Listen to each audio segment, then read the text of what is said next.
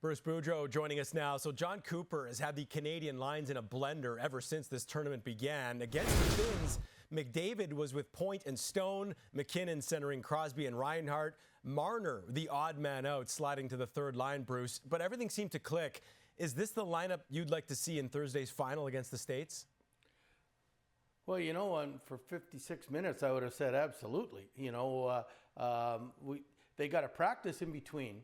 Okay, I'm sure they're going to have an optional tomorrow, but they'll have one practice in between, and they can get more chemistry with the lines and everything. But the one thing about this tournament, there's two things. One is if John Cooper, after the first period, sees that the matchups aren't working well, he's going to change it all up. And secondly, the thing is, I am always intrigued here. I think, if we put Sidney in the middle on the third line and you put him with Marner and moved some things around, I think then you got the complete depth, that you want. And that's something that I think I'd like to see. But right now, I wouldn't change anything because for 56 minutes, they were completely dominant.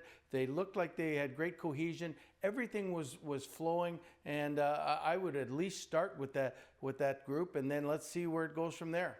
Yeah, one other big lineup change, of course, was the return of Cale Makar. He was out when Canada lost to the Americans on Saturday, but he certainly looked good against Finland. How much does Makar change what Canada is capable of, Bruce, looking forward to against Team USA?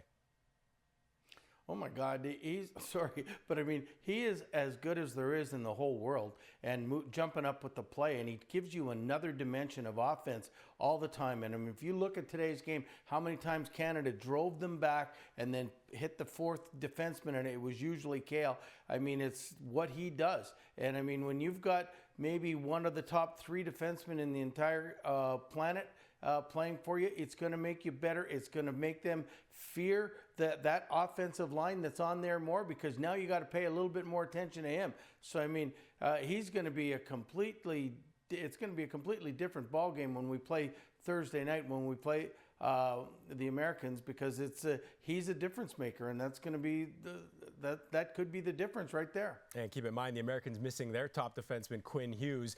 Makar, by the way, led all Canadian skaters with over 28 minutes of ice time in their tournament opening win against Sweden. He followed that up, leading the team again, playing almost 24 minutes against Finland. So yeah, the Americans will be seeing a lot of Cale Makar in Thursday's final.